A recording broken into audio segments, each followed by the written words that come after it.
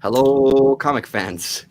Here's Comic Crack and Larasa with you for our Sunday chat. It's a different background here. Let me see. There you can see. You can see that's usually what I'm facing. I'm usually facing that wall when we're chatting. So that used to be my old backdrop. Going through some of my older videos lately and just scanning through things. Seeing that little cubby hole that I had there, seeing those videos again, it's like, oh, that looked really cozy. That was really nice. This is amazing. But boy, did it ever look cozy. Anyway, it's Sunday. We're here. It's just the two of us this week. So we're going to talk comics and we're going to talk all sorts of stuff. And, you know, we'll see. I didn't read too much. And I had some, well, we'll talk about it when we get there. Why don't we just jump right into it? You were telling me before we came in about some stuff, charity shop finds and stuff. Oh yeah, you want me to start? Yeah, okay. You want me to start that? I'm very, yeah. I mean, I gotta say, I'm pretty curious. It's nothing amazing. I mean, there's just a couple of trades, for God's sake. It's nothing like I don't have I don't do stacks like you do, or like gems you do, unfortunately. But I find something like it's like anything comic related in charity shops. I go absolutely bonkers. Like I get really excited like a child. And I think the people were looking at me because I was like, woo, like that noise I made. And everyone was like, what's wrong with that woman? Right. So basically what happened was I got 3 volumes of Thieves of Thieves. Oh, hey, that's great. So because I've never read this stuff, but the price tag is £1.50 per trade. Whoa. I mean, how do you go not taking this when it's £1.50? And I have first 3 volumes. Oh shit! No, wait, there. The first 3 volumes of this. Do you know how many volumes it went? Quite a few. It's like 40-something 8 issues. So, and it's I didn't even know, but it is the famous Kirkman who written. Well, not really a story of Kirkman's, but actually Nick Spencer was writing it apparently, which I didn't know. And picked up the first issue when it came out and read it and enjoyed it, and just never carried on with it. It was just again. That's the kind of I think the first issue backdrop was this image, right. And I think it went completely crazy at the beginning. The first issue was really going like skyrocketing in prices as well because of I think they wanted to make a movie, but then I think they made a game of this thing as well, but it's bombed like always. Like nothing really comes out nicely from sometimes. Anyway, so it's the created by Robert Kirkman, keep on saying. Anyway, so Sean Martinborough, who's an artist, which I'm not really familiar with him on the art scene, but I always knew this series, and I always were curious, but I've never read it. So this is a kind of really good find for me. These trades have never been read. It's they look absolutely like brand new. Nothing, there's not even a ding. So somebody bought it and couldn't care less and gave it to charity, and I snapped it. Right. So they had a couple of other trades which I was very curious to get, but I was like, no, my kid is more important. Basically, I wanted to look for something for my child to play with. I found him some toys, but then I saw this one and I was like, now I have to buy him toys rather, and I'm just going to get 3 of them. So there was quite a few image trades as well. So they really, one thing like we were mentioning before, the trades really don't have their value. You can't fetch much of the trades. So when I buy it for $150, I mean, I couldn't say no to it. And then while on that same road to get those trades, I went to library and get some stuff. So because I've never read this, Pride of Baghdad. So Brian Kane Warren, he is a writer in here, and Nico Henriksson, as you can see, was an artist. And I started reading it. I haven't finished it, but it seems to be all the actions happening about this lions, and then you have a scene like that where things happens, and then they having this tame life in the zoo, and it seems to be everything goes really nicely until you have a mayhem. Because it's in, I guess it's because it's in Baghdad. So it's very engaging storyline. It's very quick, but seems to be kind of tearjerker, and seems to be a Vertigo imprint. Oh, nice, yeah. So I've never read it. Of course, I also heard another, like somebody on the YouTubes when I was watching those days. Enjoyed reading it. I thought, okay, I'm not really good with animals being hurt, to be honest. I kind of like a tearjerker, like my heartstrings gets pulled really hard when it comes to that. But so it's interesting to see, and I don't know, Brian King 1, everybody's now talking about it because for Gore it's going to be a bad news. The saga is coming back. Yeah, that's right. Every single time I heard that, like, oh, Gore Vidal is going to be kicking. We were in a chat yesterday. I can't remember whose channel we were watching. It might have been Highland G, and they were talking about it on there. And I was bugging Gore about it. Hey, let's have a drink. Let's celebrate. Saga's coming back. Yeah. Yeah. Cheers to you, Gore. Yeah, exactly.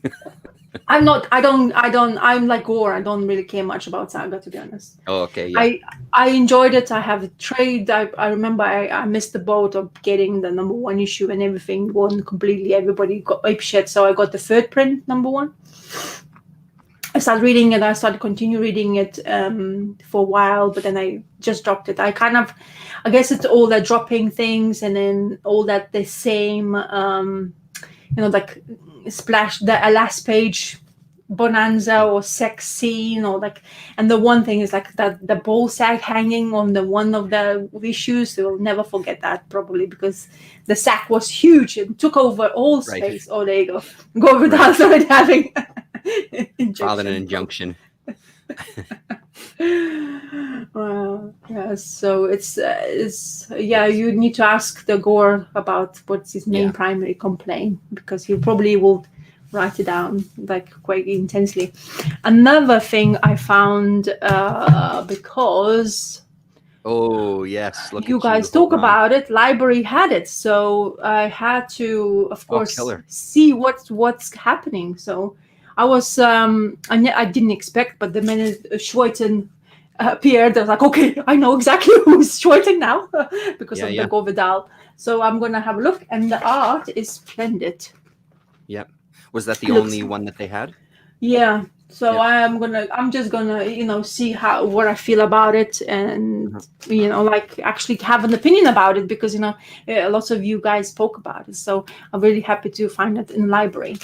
But one of the unexpected finds, I think, for library, it's not maybe unexpected, but this Bowie, Stardust Ray Guns and Moon-Aged Dreams by Michael Allred and Steve Horton and Laura Allred. So this is a life of Bowie in the comic format, which is absolutely fantastic, and of course it's been drawn by a lot of Michael Allred. We have a talk about Neil Gaiman and his experience with Bowie. When he came out, Neil Gaiman was just 11, and he couldn't understand what's the fuss all about. That's what he says. But then he got into Stardust and stuff like that.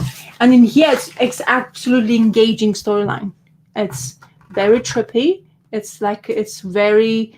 And you can recognize Bowie in his age, which is really good job by Michael Allred. I think it would be quite intimidating if you're not able to draw Bowie right the way.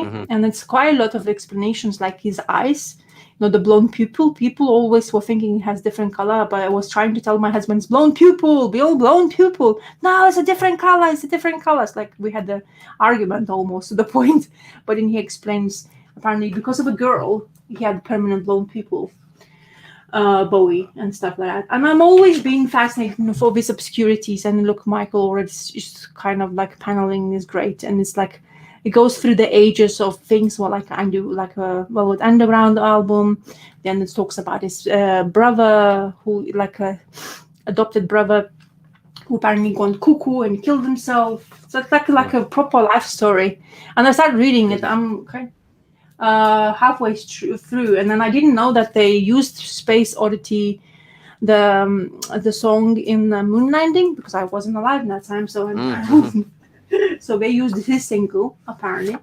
It's really good. It's absolutely fantastic art. I honestly kind of like, it's so easy to read as well. I thought it will be not very appealing, but it goes in very interactive. You get introduced to those, like how he produces albums, how unsuccessful he was, how misunderstood he was at the beginning, how many managers he had to change. It's actually, like you kind of like, when you're not in that era, when like you don't grow up with those artists and you don't know really fame part of them, you kind of don't understand. And in here, all of them, like those famous people who had now they're absolutely, like, they were absolutely famous. Now they can actually say, like, they had to go through kind of hell in order to be understood and stuff like that. So a lot of greatness in here, to be honest, like deaths and all that stuff. But Michael Allred, look, he is really good and at recognize. You can recognize the people, and a lot of the famous peoples are in this. Yeah. And still keeping his own very distinct style as well. Hey, yeah. Exactly. Like this panel is absolutely fantastic. Look at him being in the in the things, and then you have the background is all gray, so he stands out completely in the page. And then you have your Lou Reed's Transformer, all sorts of stuff, Iggy Pop, Elton John, all like fantastic, to be honest, to scroll through. And if you are at least interested a little bit in Bowie and his life, this is actually very entertaining. And I think he's like a character, like, because what is in here is basically goes how he created this alter ego, Ziggy Stardust, and all that stuff, and how his life went through with everything else, marriages. And then like Neil Gaiman in the production saying he's the first one, well, he heard him, the first person to tell bisexual. He didn't know what that word meant. It's the first time he heard bisexual word. So imagine in that time telling that you are bisexual. I mean, that's kind of, you have to have really not being afraid of anything, to be honest, to be doing that in the era he was like born. And then his name, I didn't know that his name was, but he took the name. One thing I found out. So he took the name Bowie part because apparently monkeys had the same Davy Jones, because this is the original name of David Bowie. So Davy Jones is his name. And apparently one of the monkeys had the name who were on the TV. So of course, when David Bowie came out, you can't have the same name if you want to be famous. So he said, what about Bowie? So that's how he became Bowie, who we know now. So crazy. A bit of trivia for you. Yeah. But yeah, so I'm really excited, to be honest. I think in here, Michael Allred's art is just even more pristine. I guess Laura Allred is done colors, which absolutely helps him. His wife is at his side at all times. And Neil Gaiman is saying about 1989, Michael Allred wasn't really known, and DC thought, because Neil Gaiman wanted Michael Allred to do some Sandman stuff for him. But Karen Berger said he wasn't ready yet in that time. So imagine. So every one of them has to go through that kind of rejection and then go skyrocket into fame, a while later. Yeah. Oh, if you like the Bowie. Yeah, Red Rocket. I've seen it around. I've never read it though. Yeah. I've seen it here and there. Yeah. So it's really cool. Fantastic to look at. It's very nicely visuals, and what can you know about Bowie's? All those colors, and he wasn't afraid to put makeup as a male, and blah blah blah, and all his life, and the way the things has changed with him. So yeah, it's very good, entertaining. Yeah, that's cool. Really cool. A good find. Makes me want to get to the library to see what they got at ours too. If you're finding stuff like that at your library. Yeah. Hello. It's okay. Yeah, gotta get to the library. Special guest star. No, you can't see. Special guest star. Hold on. Let me see if I can pick you up. Oh, yeah. Oh, my God. That is going to... Oh, hello. There we go. Hi. Hi. What are you up to? Oh, gosh. Okay. Where am I at now? I'm all mixed up around here. Yeah. So one of the things I read this week, I didn't read a ton this week, but just kind of sticking with Vertigo, I'd picked up these Vertigo winter specials. Let me click the buttons here. These winter specials. There was, I guess, there was 3 of them total. I only found the first 2 of them. And just like an anthology of some short stories, with some kind of more infamous. Pardon me, some more infamous Vertigo stories. So the kind of the thing that ties the whole book together is from House of Mystery or House of Secrets. Sorry. So this kind of group of people in the house and just getting ready for Christmas. I guess one of the things, I haven't read the House of Secrets, like the newer Vertigo series. I guess one of the things with the house is you can discover all these different rooms. She ends up discovering this art gallery because she doesn't have gifts for any of her friends. So she's going to pick up a bunch of stuff. And then that kind of, each painting represents one of the stories. So we get the Sandman, the Minx, Sandman Mystery Theater, The Dreaming, Hellblazer, Nevada, Books of Magic, The Invisibles, and then there's a little interview, preacher interview at the end. And some of them were fantastic. This first one, The Flowers of Romance, Neil Gaiman and John Bolton, was definitely one of the highlights. Hopefully things are showing up. Lighting is a little different here this week. That's good. So, I mean, like with any of them, it's just cool, again, to kind of think about that Vertigo space, because what year is this here? This is 1998 is when this one came out, and I think the next issue was 99. Yeah. Just to kind of be in that Vertigo headspace again, and there's one of the things is the style of writing through most of it really is kind of that 90s, I don't even know what you'd call it, alternative, grungy, punky, you know what I mean? Like it just speaks to the teenager in me, or the 20 something in me, of that kind of time, right? One of the highlights for me though, which probably isn't too much of a surprise, but it was a highlight in a number of ways. The Sandman Mystery Theater was fantastic as well too, but I'm going to skip past that one and go to, it's a Hellblazer one. Oh, nice. And it's Paul Pope doing the art. Paul Pope's name came up the other day in a chat as well too. I think it was on Jared Osborne's on Friday, their Friday night chat. And Paul Pope is somebody that I've read bits and pieces of throughout the years, like Batman 100 and things like that. And just to see his stuff again, I love his style quite a bit. But this was just a really, really nice story. Hellblazer, or John Constantine rather, escapes from this kind of Christmas party / dinner, finds a bar, and ends up striking up a conversation with the guy sitting at the bar. And this guy just kind of tells his story of, this woman that he met while he was a writer, like a music reviewer for a newspaper. And his he specialized in kind of trashing people's bands and stuff. That's kind of what people went to that's why people read his stuff, because they liked his kind of wit and the way he just kind of laid into people. So just talking about their relationship and him dying and passing on and stuff, just really, it was just a great little story, really nice story. But Pope's art is just very, very cool. He has his own distinct style for sure, with the faces on people and things. So there's the kind of passing. So I won't say too much else, but it's really good. I think those were the ones that really stood out to me. There was other ones that were okay. The Nevada one, as much as I enjoyed the Nevada series, I felt like this one was a little bit of a mess.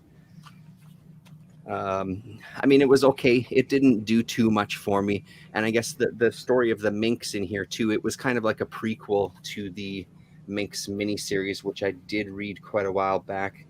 And it's Milligan and Sean Phillips on the Minx. So it's sort of like, what's going to be coming up. So they use it as kind of a promotional tool for the miniseries that's coming up, which is pretty smart. So yeah, overall a pretty cool idea. Some pretty good stories in there. Just kind of light reading, nothing. Nothing too heavy, but enjoyable nonetheless. I bet. I've never seen those. Maybe I did. No, either have I. Yeah, like the Vertigo has always piques my interest, no matter whatever they have released. To be honest, because I'm we both fans of Vertigo anyway, no matter what they do, and especially when you have Milligan name, then you have those Paul Pope, which is sad about Paul Pope. I've really discovered him like as much as other people probably did, but just knowing that, seeing his art, you can see why he was so great to have it, kind of like as an artist. But unfortunately, things happen in life, and then greatness doesn't live as long as sometimes, so that's sad. But Vertigo's always have those kind of anthologies as well. I guess they, just like you say, good advertisement tool to do that. But I'm not sure if I would be like these days when somebody comes out with an advertisement tool just to, sell, put it on the shelves. I never buy those. Right. Yeah, and that's kind of what I was thinking that this might turn into. But most of the stories they mostly stood on their own and was pretty entertaining to read, because I was kind of thinking like, how is this going to work? How are you going to do a short story about these kind of mini series or set in these universes or whatever? But they pull it off pretty well. But again, I mean, Mark's a good writer. This Negative Burn anthology I see a lot of around. I haven't given it a super, super close look, but that's good to know about Pope's stuff being in there. I'd love to have to check them out. Oh, look, another one Scott says as well. Had lots of good material inside it. So. Yeah, I think I've got 1 or 2 issues, and there's a lot of good artists in there. But I've never really dug any deeper than that. So I'll show you that kayfabe influence. Oh, sweet. So this is Did you read it? Yeah. All done in red. Cool. So this is like those formatted things, like special releases by DC. So this is a Green Lantern and Superman Legend of a Green Flame by Neil Gaiman and friends. A lot of once again, Michael Allred, Terry Austin. I'll show you Michael Allred's art. You'll be surprised how it looks. Mark Buckingham, John Totleben, Matt Wagner, Eric Shanower, and Arthur Adams, Jim Aparo, Kevin Nolan, and Jason Little. Jason Little was the most surprising in the end, but and Matt Hollingsworth is in color. So this is quite an interesting tale. So apparently, Neil Gaiman has done some we've been asked to do some work for DC. And they asked them if he wants to write something, and of course they wanted something with Superman, and then the hubbub happened because of apparently Action Comics Weekly was coming out at the same time, and DC's thinking changing about Superman's origins and stuff, or want to change the continuity. So they basically told them, no, this is not good enough for now. We can't have it. So while Mark Waid was editorials, they had he had to shelve this Neil Gaiman's writing in some way in the catalog, and they lost it apparently. So years later, they rediscovered again, and no more problems with editorial. They still like the story, and they decided to publish it. So that's just how it came. It's a story about not in continuity, supposedly, and it's used with characters like Deadman you've seen here, which is great. Show to you the pages of Deadman, and then of course your favorites, Phantom Strangers, in here as well. In this stuff. So the storyline starts in 1949 in Germany, and they found this lantern. And the lantern is this mysterious thing. Nobody knows anything about it, apparently, in 1949. And then jump time in the days of today, let's say. We have, there you go. This is the Michael Allred's art. Can you please tell me that's Michael Allred? Because it doesn't look like him at all. Crazy. Because it looks like he was inked by Terry Austin. So I guess Terry Austin had a bit of a much say. It looks more of a like Mazzucchelli's art in Batman. Kind of feel like it had this feel, or even like these day and age. The what is that? Did the Hawkeye? What is the artist's name? Anyway, it looks like him. I forgot the name, but it doesn't really look like Allred to me at all. I was really surprised. I looked a couple of times to see who's done because it's a good way of basically doing when you do something of a story and you have many artists. Just have this for us, so we exactly know which page it is and who is drawing. So it's very interesting to actually know who did what. So anyway, so apparently they are buddies. Superman and Green Lantern are good friends. Our Hal Jordan comes in to talk to basically his buddy Superman Clark Kent, just have a like hearts out because he's in distraught because apparently all Green Lanterns are destroyed because all Lantern has been destroyed. So Hal Jordan doesn't know anymore what to do with himself. So he came to talk to Clark. And while they're doing that, they have to go to this museum part where they find this elusive lantern. And you have different artists in here again. And that's, I think... is it chapter 2? Oh my god, I'm getting confused now in here as well. Mark Buckingham. That's Mark Buckingham, which is actually fantastic. He's really good. Very, very good artist. Absolutely fantastic. Looks amazing pages. So anyway, they find this lantern and of course our Hal Jordan gets really excited and then he's like, oh, let me use my, like my famous saying, and I'm going to revive it and I'm going to make it in brightest day, in blackest night, no evil shall escape my sight. That saying. If you're a Green Lantern fan, you basically know that saying, the phrase when they open, like get the powers back. And then this is what happens when he does it. Problem. And then they end up here. And this is our Deadman, where Deadman appears. Right. And in here, who's the artist? John Tottleman. Yeah. So that's his, and it's like meticulous, like dotted art. I forgot how meticulous this art used to look. It's like every single artwork piece is like a dot or scratch line. So very good. And Deadman looks like really scary. I mean, when they open that page up on the kayfabe video, I paused it just to soak it in. Those would be the pages that I would look for that book for. Just gorgeous.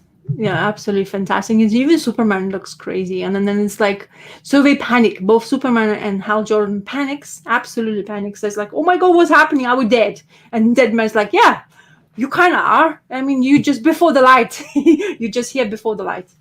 And then, and then Deadman's kind of like, they force Deadman to talk to them, tell them exactly where they are. And he doesn't really. And then there's interlude of the strange. So it's a little bit of a taste of the strange at the beginning, because it does take quite a good role right at the end of it.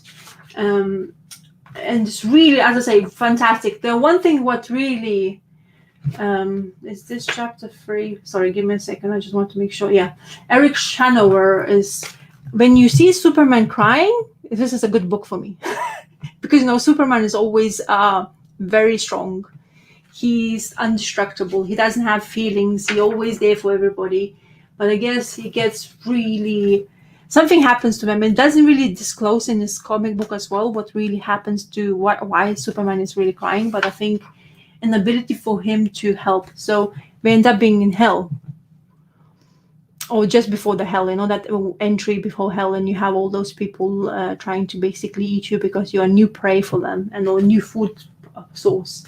And then Hal Jordan's always like really freaks out. Superman wake up and he's kind of passing out. Superman here is really not helping Hal Jordan.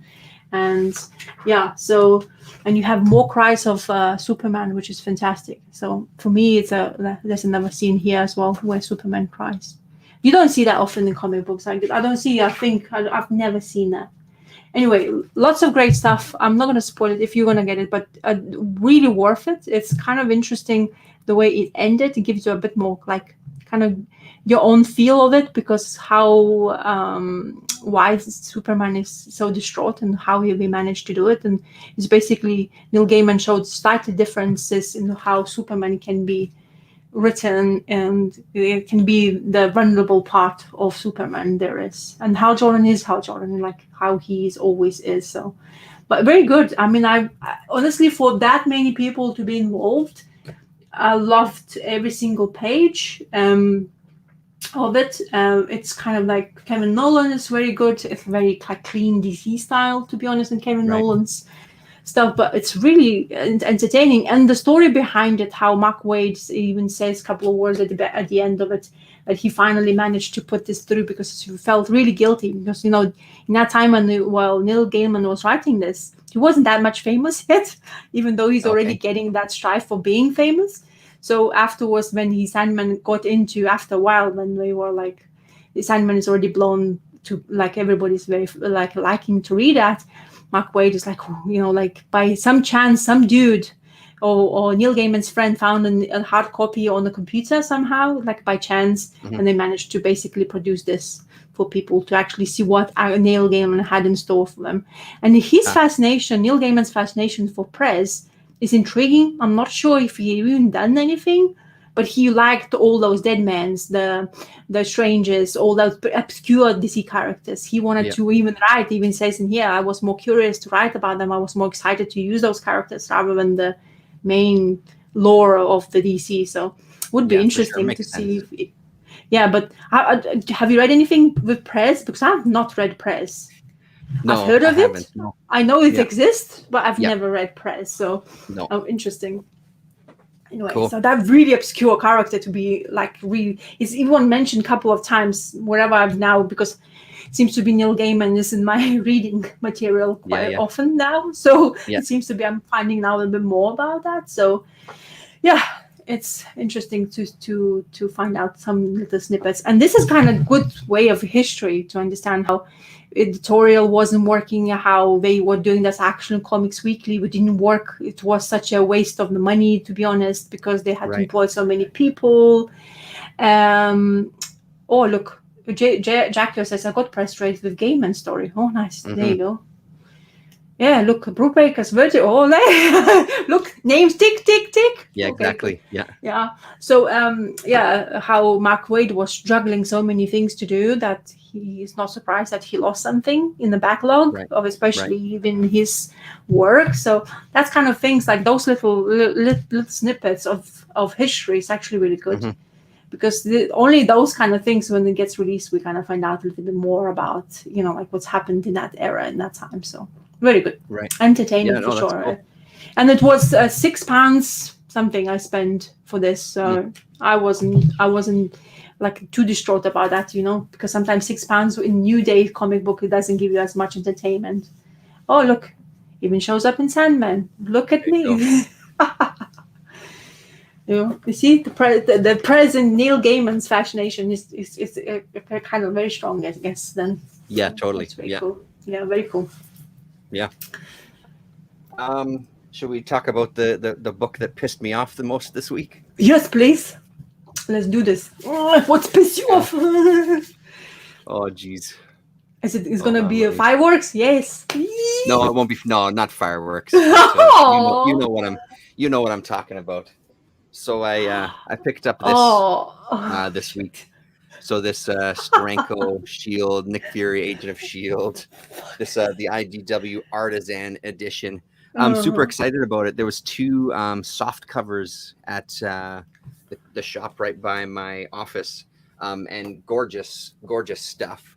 So I can open up the back and stuff. Again, you won't get too much of a look at it because of the lighting, but sad to say, like when I was in the office, because I went at my lunchtime, because this shop is literally like 2 blocks away from my office, so it's nice to get out, go for a walk at lunch around the block a little bit, and stopped in, did a quick flip through when I got back to the office, and then that night, as soon as I got home and had dinner started for me and Lillian, sat down at the table and started flipping through it, and unfortunately the glue separated on like the first 3 pages, so that I won't open it but it's the first 3 pages are going to fall out, and then it's only a matter of a short time till the rest of the pages start to separate. So that kind of honestly really pissed me off, because I was really excited about this. It wasn't a super. The thing with the artisan editions is they're pretty reasonable compared to like artist editions, right? Obviously, you're not paying hundreds of dollars for these, but still, it was like $55 Canadian. You know what I mean? So so I've sent a couple of emails, and we're gonna see what happens there. Get a replacement or something, but it certainly doesn't want to make me buy any more artisan editions. I'm just super disappointed, because this is gorgeous. As much as I haven't really been reading the Nick Fury stuff when I've been going through the Strange Tales, I've been sticking to the Doctor Strange stuff. But I mean, in this book, even just flipping through this, you really see kind of the kind of arc of Steranko's artwork throughout this.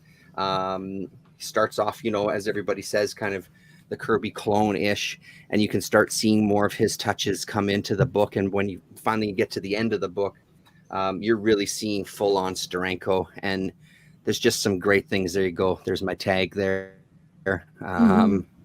Really, really cool. And just seeing all the whiteout and stuff, the classic that everybody says about artist editions, right? I won't bore you with all that stuff, but really, really amazing. It's not, let's see, so here's the Vertigo book, just to give you an idea. So that's cool. A little bit bigger than kind of just a regular comic book. So you're still getting a nice sized book, but man, it's just the binding is just, it's the shits.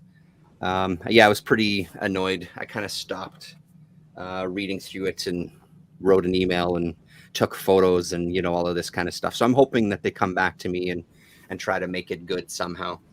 Even if I have to send this one in, I'd do that to kind of get a better copy, hopefully. So we'll see what happens. But I don't know what it's like for other artisan editions. I haven't ever really seen any, because our shops here, at least in the shops that I visit, when these things come out, they don't often get copies. Like I said, he only got 2 copies for the shop, and I imagine he sold both of them that same day. These kind of things tend to sell out pretty fast if they do come in. So I've never actually had a chance to flip through one before. So a great idea. Some really, really great stuff. Even just seeing those pages, still really gorgeous. And flipping through it is fine. It's just staying away from those first pages. But it's just absolute madness. Sorry, just one more page here. Yeah, go on.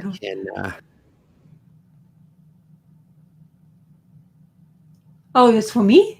No, sorry, I hit the wrong button. I see myself. Why? The wrong button. There you go. This stuff too, like the Wally Wood kind of inspired pages, the outer space and in the ship and stuff, just really fantastic in the lettering and stuff. So super, super cool.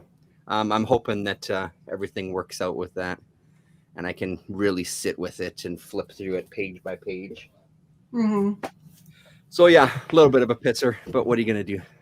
But then I don't know how it works. But if you buy the same day and then the same day it fucks up, so surely they would say, "Oh, okay, we have a error copy. Let me give you a replacement." Right. No. I would hope so. Yeah, I mean, they haven't responded to my emails yet. I sent 2. I'm waiting till like Tuesday or Wednesday to send a third one and try to include some different emails. But I haven't heard anything back yet. But it hasn't even been a week yet, so I imagine they get 1,000 or 2,000 emails a day. And I may end up having a call. Yeah, totally. But I wanted to do the email first so I could send the photos so they could see the actual pictures of what I was talking about, because I know that's going to be a part of a conversation if I call them. So I figured may as well. So we'll see what happens. Yeah, that's kind of sucks. I was looking to see how much the hardcover, like the artist edition, and that goes like for £250 in here. Yeah, I believe locally. It. Yeah. Somebody's asking, of course. That's like, wow, that's like, oh, that's kind of like Steranko, Kirby, Ditko, or whatever. Those kind of like more famous, like let's say more old school famous artists. The editions goes like they sells out and they just run away. So right. and then somebody asks, like crazy amounts. It's kind of bad. I wanted to actually was so excited to see it because I was like on the almost cusp, because you told me that it wasn't the artist edition or anyway, and I was like, oh my god, I probably would like to have it because I do enjoy Steranko, especially in that run as well, Nick Fury one, so I wouldn't mind having it. But if you have such a bad luck and yeah, that's just sour in my like totally. I don't want to try even now. So I would like to see it though. I really would, but unfortunately. Well, and I mean, like I said, it could just be this copy. It could have been something that happened during the ship-in. My fingers are crossed. But I mean, again, with stuff like this, like our classic conversations in the past, why we like some hardcovers more is because of that kind of binding, the quality on it, right? You're just dealing with glue on these things. Shit is gonna separate at some point. It's just I don't want it to separate on day 1, hour 4. You know what I mean? So, yeah, that's just annoying. Somebody didn't have because those first 3 pages, they're gonna come out anytime now. You know what I mean? Like it's gonna be opening it up and they're just gonna pop out of there. That's how close they are, right? So yeah. That's the thing with those soft covers. They're still annoying, and like you get my hardcover, you soft cover, you would expect they slap that glue proper. So at least you have that gutter lost. Like that's why you have it, the gutter lost. So, and this time you have like problem with this. So next thing is what I read. I'm going to talk about. I don't have to show. This is the Something's Killing Children. So I read this is the phone version. No, I'm not. I'm just gonna show you. I just want to show you. Yeah. Yeah. You can take the full screen off because I'm not. That's what I'm trying to tell you. I don't have to show it to you. I'm just gonna show you people so people know who I'm talking about. So James Tynion IV and Weather and whatever the names of the creators. I read the first 15 issues. And I could not stop reading. It's actually fantastic. Have you read it? No, I have not. No, haven't read it. So it came out. So I got this ability to read it online, and I found it. Like I read it, and I was just like going like crazy because there was like first volume trade was really good price. I was just like going go, and then I found out. After I read all those 15 issues, the deluxe edition comes out. It's like, fuck, why? I didn't even, because I don't look, like kind of the things I never looked. And I always kind of was hesitant to get Tynion's any work because I know people are raving about his work, but I was like always kind of hesitant because the last time I was reading some Tynion's work, I think The Woods is the first thing I was really invested in, but it didn't pan out. Kind of thing. And this one, like, what do you mean didn't pan out? Like the story itself? For me, the story, I didn't finish. I know the Ghost Critic finished the Woods and he still enjoyed it, but just didn't roll the story forward. But this one, for example, each issue had a surprising twist, of course, because Something's Killing Children. There's this cult happening, which is the House of Slaughter, who is dealing with things which basically helps the little town. And it seems to be. So, Revival by Tim Seeley, Wisconsin, shit happens. Now Tim Seeley, Wisconsin, shit happens. I don't know what's going on in Wisconsin, America, but it seems to be every single writer wants to think that Wisconsin's going to have all shit in the world happening in there. No, whatever you think of, crazy, Wisconsin. So that was intriguing. Anyway, so very good storytelling, to be honest. I was Something's Killing Children, you already kind of no idea, but then you have that slaughterhouse intrigue, and you have this kid, or like a female, not kid, but she was brought up in this slaughterhouse to kill monsters, and that's who is basically killing children. How they killing, I'm not going to spoil if somebody hasn't read it, but I think many people has read it now, raving about those things. Raving about it, yeah, because it's full on. It's kind of like it doesn't let out, like the story continues, and it has, after 15 issues, has really good ending, I thought. Here to behold, I know there's a 16 issue and 17 issue. I was like, where do you take the story afterwards? Because from the beginning, number 1 to number 15, it went, like, as I say, it's proper storyline. It gives you the reward at the end of 15 issue, and you're like, okay, that's fine, cool. We can move on. We don't have to even release anymore. So I'm wondering, I don't know if any of these people who will be watching us today can tell us anything, maybe whoever watched it, but I'm curious how far can you take the story afterwards, because the reward is there. How they solve the story as well, kind of sad, because it does. Okay, one reservation as a parent, when you become a parent, apparently you have a child, you become a pussy. You are afraid of everything. You're afraid of kids to get involved in accidents. You become like, you worry about every single thing whenever it comes to kids. Even movies, like my husband and myself, apparently we can't watch anymore when it comes something happens to kids. So I was thinking, I had this reservation, the same thing, reading, because something's killing children. It's like, oh no, I don't think I can take it.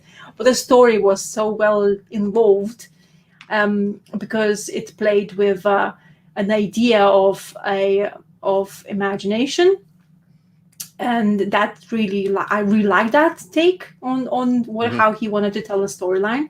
So as a story itself, really good. I highly recommend first in 15 issues. The deluxe edition comes out now. It has all those 15 issues. Apparently, you can buy that. I think there's two versions, which I'm confused about. There's one cheaper one, and there's a more expensive one. Apparently, both of them has the same amount of pages, but I don't know why there's two prices. Like, one website I would usually go to buy cheaper version, like cheaper than your market versions on the website to buy books. They have two options, and I don't understand what's the difference. I mean, I'm waiting for people to actually buying it and maybe tell me online on YouTube or whatever. But it's those Image deluxe editions looks like, it's not Image, isn't it? Or is it Image? I'm not sure who's actually released this. Yeah, I'm not sure. But really beautiful looking stuff. And then the girl, and the thing is, the girl who's the main character, or she's the Slaughter, Erica Slaughter. She has this like white hair, and she has one green eye. And if you know Naruto as an anime thing, do you know that teacher who was always pissed off at him, had all like that fringe and one eye? I couldn't stop thinking about that guy. It's like, why? She's a female, but I couldn't comprehend. My head was like, oh yeah, that's like Naruto. It's like, no, Rasa, this is a different story, kind of thing. So anyway, so yeah, it just couldn't stop, because she had this huge eye, and it's like manga-esque kind of thing. So, and she's in that page right there, but you can't see it. It's like tiny little. I should give it a try, because I'm really digging that. Nice house on the lake or whatever. Yeah, well, that's the thing. That's why I wanted to. Oh, there you go. That's two eyes. This is a bit. Anyway, that's one of the image. Okay.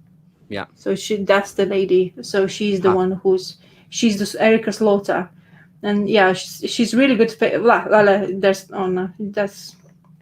another image I found. Anyway. Yeah, so he was wearing these weird masks and stuff, like, while they slaughter them, and they only know how to do it. So, and then there's this little sheriff in the town who's like, doesn't know what to do, because he just got a job in quiet Wisconsin. Apparently, he wanted just to do this mundane traffic ticket kind of thing work, and suddenly the children gets murdered. Like, literally at the beginning of first 5 issues, you get about 20 murders, like quick, in succession, like murder, and the kids just dying right, left, and center. And there's this other kid who is just basically the main story as a main character as well, and he's like freaking out because all his friends are killed in front of him, and he's like, wow, you don't pull punches, kind of thing. So so now I know why people are taking a fuss about this story. It's really good to read, to be honest. It's really entertaining. Yeah, that sounds great.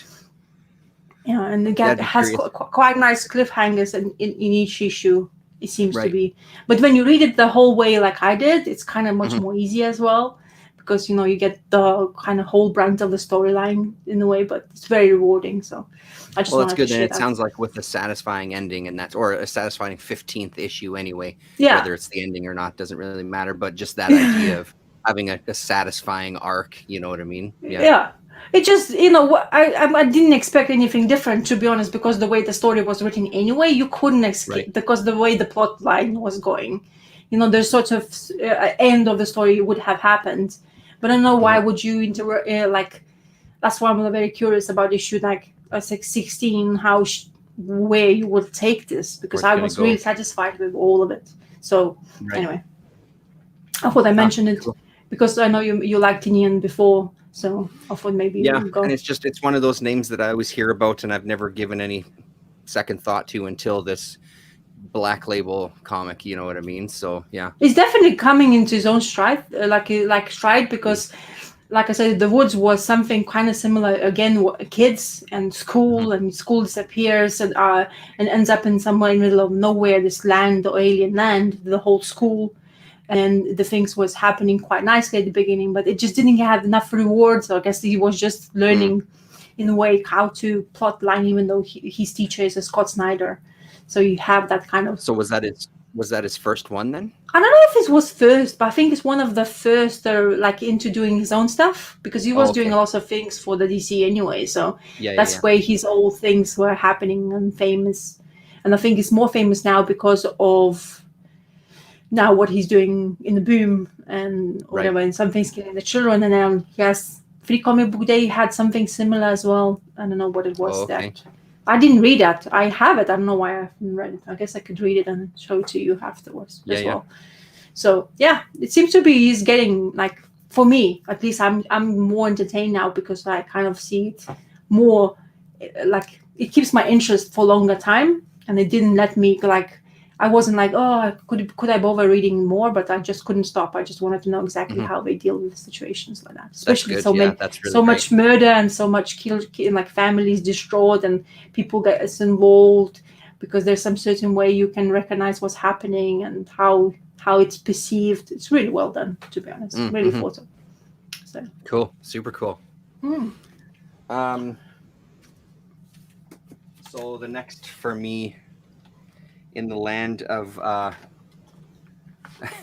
questionable binding, Jared Osborne has been talking about this for weeks now, and I keep threatening to pull it off the shelf. And I finally did the other day.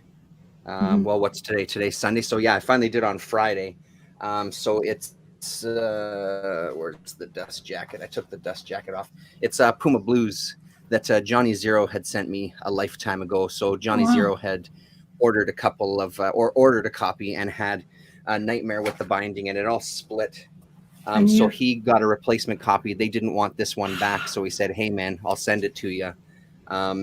So it's still together. It doesn't kind of sit and roll or anything, but it's still sort of there. You know, it hasn't totally fallen apart. So I'm about 150 pages into it, and man, I'm enjoying it. Or 140 pages into it, rather. I'm really enjoying it quite a bit. Kind of written in 86, 87, I believe. And kind of this, again, another artist, seeing Zuli, because I flipped through it a couple of times before I read it, just kind of flipped from beginning to end. Just seeing his art develop through the course of this comic as well too, and seeing it collected here, super cool. It has that kind of have that really rough quality that I love about some 80s books. I can see it was a bit challenging for the first, I don't know, 10 or 20 pages. Was a little difficult to kind of get into it. There's a lot of information that's thrown at you to some degree to kind of set the world. So it takes place, I think, in 2000 is when this story is taking place. There's a whole bunch of environmental disasters that are happening. There's kind of these extreme political parties. It's crazy, the amount of stuff. Again, it's the mark of some of these stories where, you know, it would be just as impactful now as it was in the 80s. They make reference to some kind of horrible events that happened throughout history, and then they say 1995, but they hint at a disaster in 1995 that hits New York. And of course you immediately think like the Twin Towers and stuff, but it actually turns out to be something different, and it takes place but it still takes place in New York, and there's this kind of mushroom cloud in there, and these people that get wiped out and stuff. So it has this, I don't know, this real grittiness to it. But then there's one of the issues. It was one of the things that I loved about Kamui from that manga that I had read that Eclipse put out. There's one issue called In the Empire of the Senses. I'd love to find the single issue, because the whole issue is just animals in landscapes and sound effects of the forest. In this world, there's these stingrays that can fly outside of the water for an extended period of time. So they're not just breaching the water and jumping back in. They actually fly across the water. So we get this, we get just animals hunting, and we have owls, and we have these loons, and there's these ducks. And that's the entire chapter. And it's just gorgeous. Really, really great in these kind of longer landscape style panels and stuff, but the use of kind of just all the sound effects as I was sitting reading it. And they also appear, you can't make it out too much, but they also appear in between the panels as well too. As you're sitting reading it, you really get into the mood of the story. I just found that a great idea, because the issue just before it, there's a lot of information that's building up, and it actually kind of leaves you on a bit of a cliffhanger. So to be reading that monthly, and then the next month where you get this kind of interlude, I thought was gorgeous, a really nice idea. So yeah, I'm really digging it. I know Jared said he fired through it pretty quickly, and I can see that, because once I started getting into it, that first 140 pages, they went pretty fast. Once you start getting into the rhythm of it and getting into the story itself, here's a good example of kind of the. So it's still together, but it's separating quite a bit. It was really, really nice of Johnny Zero to send this to me. It's a shame it's taken so damn long to finally get to it. But, that's the way it goes. What can I do? So then we get the last images here, and then we get back into our story with our couple. And he's kind of talking about his past and stuff. As far as like themes go, it's a lot to kind of discuss, you know what I mean? So I don't know if I'd do it much justice kind of telling you every little bit and piece. But I don't really know yet where it's going.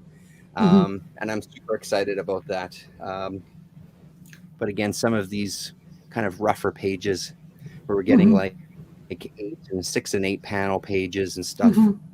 Really nice. So, yeah. And then at the back, there's a whole bunch of, I guess there was a mini comic as well, too. And then there's a big write-up on things, too. And I think there might be an interview or something in the back. So I'm looking forward to just seeing where this goes. It's an enormous book. Reality, it's gigantic. And then here's some of the later stuff. This is, I think, from the half issue, from the mini issue. So you can see kind of the shift in the art there. Kind of softer, not as hard edged and everything. And then Zuli did, I'm sure you're aware of this, Rasa, but Zuli did some issues of Teenage Mutant Ninja Turtles, and they're just out of this world. They're so amazing looking, because he treats the turtles, he draws them completely different. Gorgeous stuff, those issues. So yeah, this is an absolute beast. But like I said, once you start getting into it, it flows pretty quickly, flows pretty nicely. So I'm really digging it. I'm looking forward to, it's going to be kind of the one that I focus on this week. I was reading it just before we went live. I started flipping through it again. There we go. I have not finished talking about turtles. Not finished this reading, but I want to talk about one of the gripes I have of something you read or pick up monthly, or let's say whatever. Yeah, but it doesn't have regular release dates, and in the story involved, it's just I don't remember what I read from previous issues. Like some, like takes so long to get for me. I also don't get it as often, like my books. And when I was reading this one, I was like, where the hell am I? I was a bit confused, and I really enjoyed the story so far. It's very dark for turtles, because things really bad happens in this. No wonder it's called the last Ronin anyway. But you have only one turtle left. He's in the future fighting. April is in there. April's daughter is in here. It's apparently he's going to take her as a daughter as a mentor. So mentoring her to become something, and she's not listening. So being like April, but it's one thing, like when you don't read it, like if it doesn't get released or regularly, and you have something like characters. And there's a couple of Eastman's pages as well. And you have different artists for the different eras. So you have future and past and some other parts. So yeah, it's a very good story so far. But while I was starting to read this, it's just like I didn't finish because of that, because I have to basically go back to have a look in the previous issues what I've read. And then continue reading this, because I was like, I have to take my time, because it's quite pricey. I mean, I know I'm a bit crazy when it comes to this, because I'm a fan of turtles, but $8.99 for one, it's a steep price tag to pay for this format, like special formatted edition. I don't even know how many issues there will be. This is the number 4. I think it's 6 as far as I remember. But like as I say, it's one of the things which is like I really wish they would come regularly. So when I read it, I can get, because I really like the flow of the comic books. I guess it's the same with you. Maybe like when you read something and you pick it up. I know it's crazy price. I don't know why I'm committed to it. But I couldn't resist. As I say, I have weakness for turtles, so like I pick up the regularly that IDW, the ongoing run. So this is, I don't tend to get anything extra. I only just continue with the regular run. But when this came out, I was intrigued to see what, because it's Kevin Eastman and Laird coming back to write this story. So it was something I wanted to get into. But yeah, right. Yes. East or West, we were actually talking. I think we have a playlist. I think even Mr. Earl Grey is mentioning about that, and he had a couple of things to talk about this. It wasn't really. It was nitpicking, but it's Hickman. If you know any of the Hickman's stuff, you probably would enjoy it. Yeah, I really enjoyed it. I'm thoroughly fan of the Hickman, so I really enjoyed East or West. I satisfied right at the end. It's 42 issues, so it's about 3 deluxe editions, I think, as far as I remember the amount of them. Yeah, very beautiful deluxe editions. Talking about your Last Ronin series there. Yeah, it's going to be 5. Well, if it's 5, great, because I don't have to spend more money. Right. I do kind of. That's the thing. This is, I think, it's a tipping point where like you don't get it. When you get it, I have to. Not saying that it's bad to go back to read. I just need to flip. Basically, start flipping the pages. You kind of your mind will recollect what you were read. Right. And so it's fine. I don't have to all reread it, to be honest. But it's just, have they started going up in price? Because then when they do the collected, sell those singles and buy the collected. You know what I mean? Probably, hopefully. But any kind of turtle stuff goes quite pricey, to be honest. That's why I think I'm more committed to that, because I kind of didn't want to miss out. I didn't want to get spoilers as well, and I kind of care about the fate. I was curious to see if they had any fate. So this is kind of a reward for a fan who's long-term fan of turtles. So I guess they would be, to see not very. I don't know if they're gonna end with a good end, because April here doesn't even have a leg and stuff like that. Kind of dark. Crazy. Yeah, she lost her leg in the wars. What happened? And then she got the kid who she's worried about, and she's almost as crazy as April. So like the part of your DNA goes back, and she's like, and it's just like all of them dead.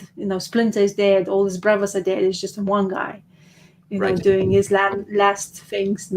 Still holding strong, but it seems to be that he's struggling as well. Like you have one, you lose all your support system, and suddenly you just have to. And this world around him is absolutely crazy. Like there's nothing good, and you have still the Shredder.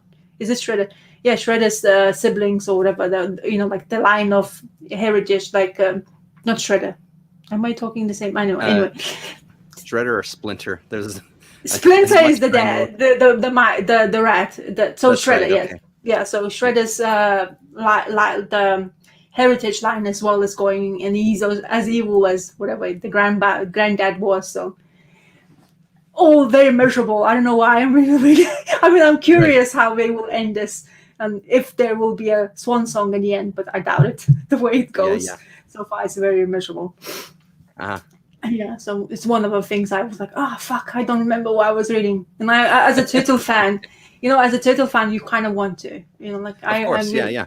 Like it's one of the things I care about. Yeah, no, that's good though. I mean, it's good to Yeah. get excited about the books, right? So Oh. Hello, Mind the Comics. Apparently we are hello, Bonnie and G. Clyde. Where's my shotgun? And where's your vehicle? Hey. That's right, yeah. Anyway, we should rob a bank and buy comics, eh? What do you think? We absolutely should. 100%. Oh, you know what? Find Let's out where rob IDW. ETA Nick's vault is. Rip that off open. Right. Because there's lots of money in there. Right. Yeah, his 500 comics that he's keeping or whatever it is, right? Yeah, and all of them like cha-ching, cha-ching. Like I always say in these videos, like, oh shit. Yeah. Yeah. So, in the world of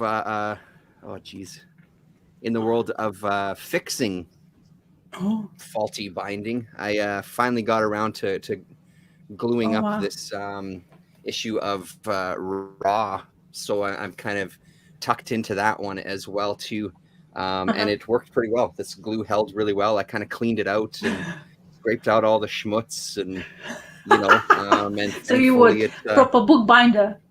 Yeah, so far so good. The glue is holding. It's just that now I'm super delicate with it now because I don't want it to split, but it's much better. So we'll end the whole horrible binding issue on a positive note.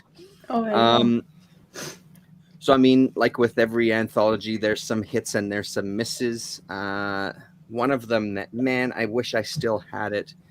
This is Kaz, a little story called Little Bastard. I had this huge book. It was Buzz Bomb is what it was called. This thing was gigantic. It was there's nothing. I don't even own anything that's close in the size of it. It was bigger than a treasury. It was just enormous. Wow. One of the things that kind of got lost along the way of moving and lending out books to people. But so it was really cool to see his stuff again because I haven't seen Kaz's stuff in a lifetime, and makes me miss that book even more.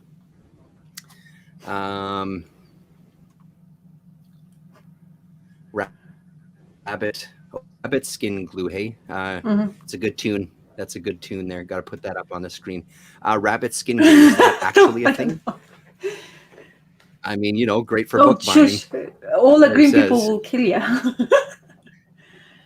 Animal protection. So, and then I think when I talked about this one, I picked it up. Oh, crazy one of the great things about this book is there's a whole bunch of inserts in. So this one is on newsprint. So you get some Crazy Cat on newsprint. That's kind of, you can see all the different kind of papers there if we look at the edge that's included in here, which was one of the things that I was nervous about with this kind of re-gluing it, just to see what would happen. I didn't want it to seep into the pages and stick the pages together, but it seems to be good. So that was, of course, fun.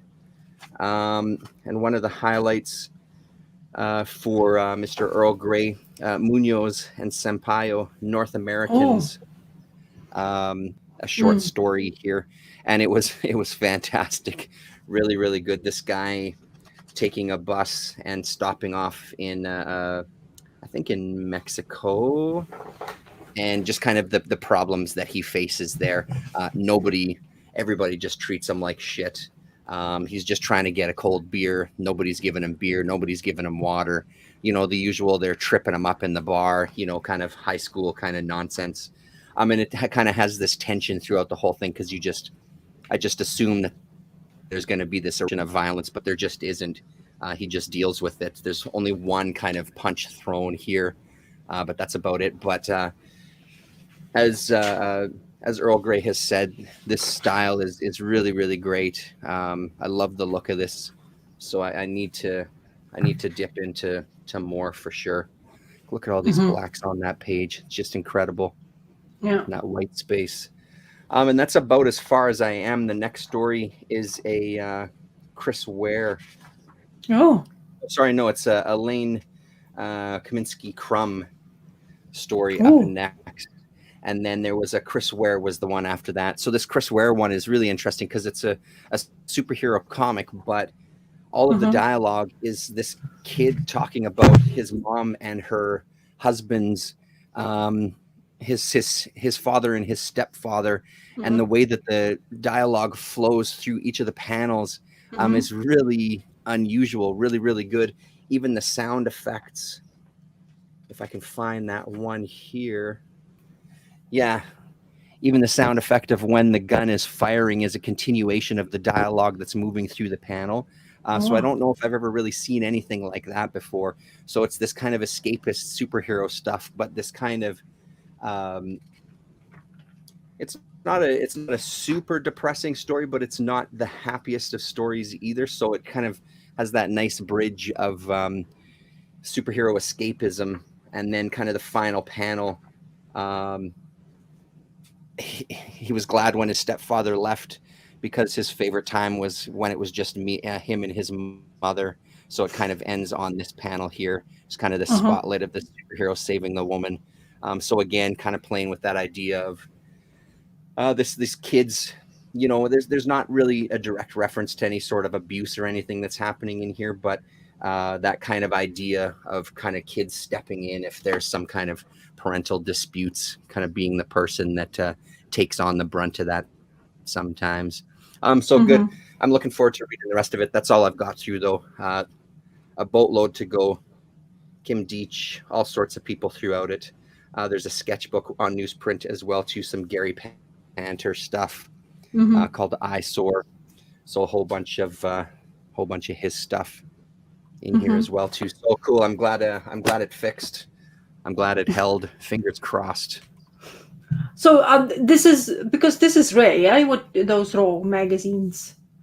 The raw magazines are incredibly rare, and when you do see them, they're so expensive. And then there was a couple of issues that were booked. I think there was 3 of them. AFPC or someone in the chat might be able to correct me. I've never seen any of these out there. When I visited Toronto for work, they had a bunch of the raw magazines in one of the comic shelves comic shops rather, up top. But they were so pricey. Like each one was over like $100. You know what I mean? So, but I never see these ones around. So. Yeah, because I think every single time you show some of that stuff like that, like especially this kind of one, I'm always curious, and then it's like I mean, in my where I look in eBay, it's not really find something. But like there's somebody's raw magazine number 3, for example, 270 pounds. Right. That's crazy. So it is, but I mean, the magazines were so great because they had all these, Mouse was in it, tipped in into like a mini comic, tipped in, and there's all this kind of, they just did exposure to a lot of fantastic artists from all over the world. And the only reason I got this one so cheap is because it was falling apart. You know what I mean? So I'm glad I could salvage it because it was cheap. It was only, it was like $8, I think, when I got it. No pages were missing, thankfully. So it was just only $8 because it was falling apart.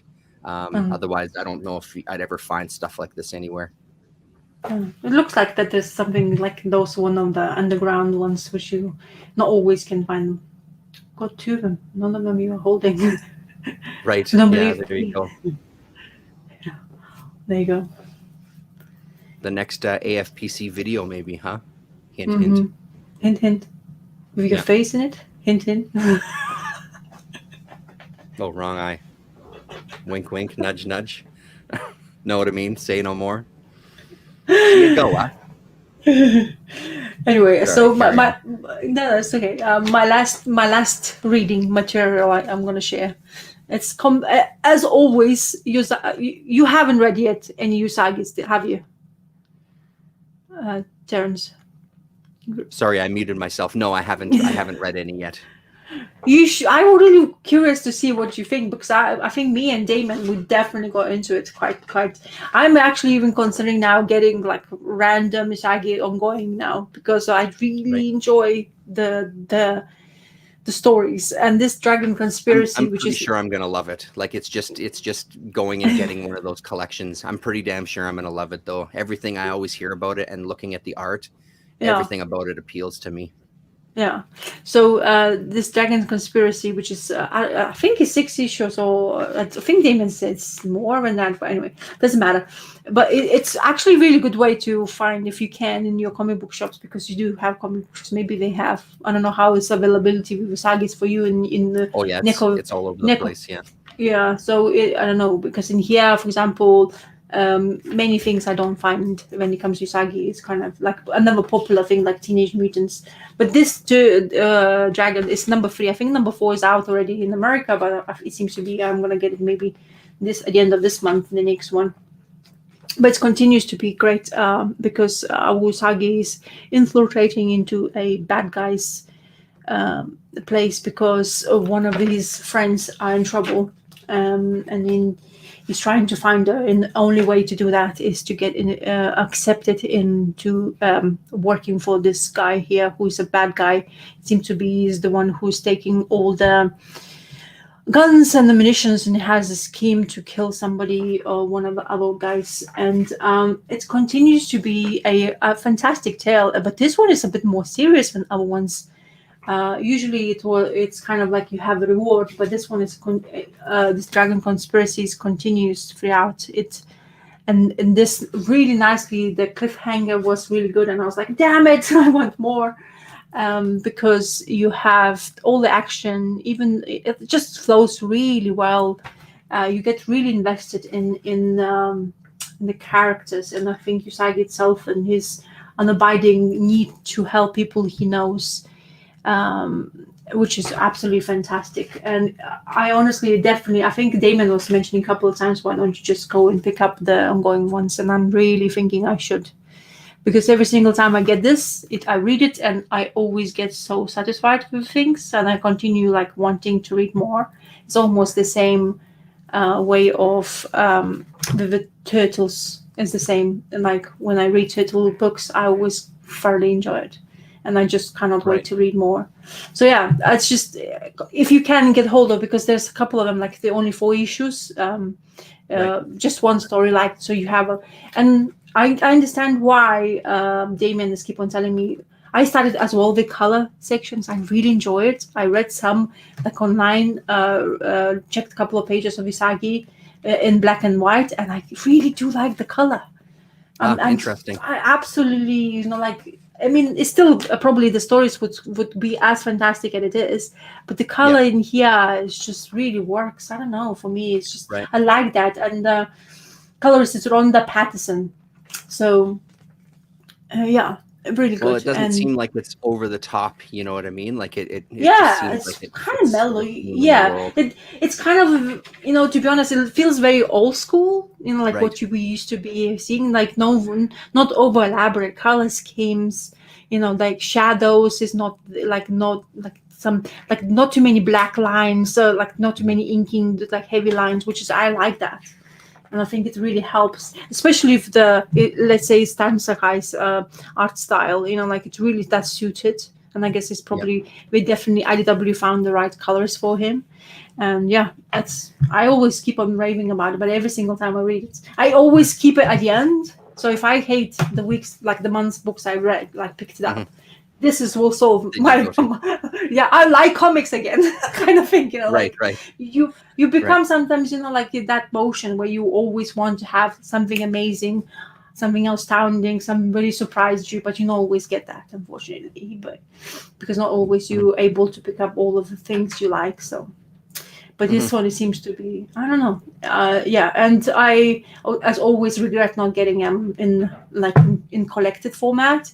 The trade paperbacks, you definitely can find them. And trade paperbacks are printed in the color format as well. Right. They reprint them. But the hardcovers, those ones are just like, it's like the one recently reprinted version of the first volume of the Usagi Yojimbo in hardcover. Now somebody on eBay asks £500. 500. Oof. No original printing, because apparently Stan Sakai added some extras in those hardcovers.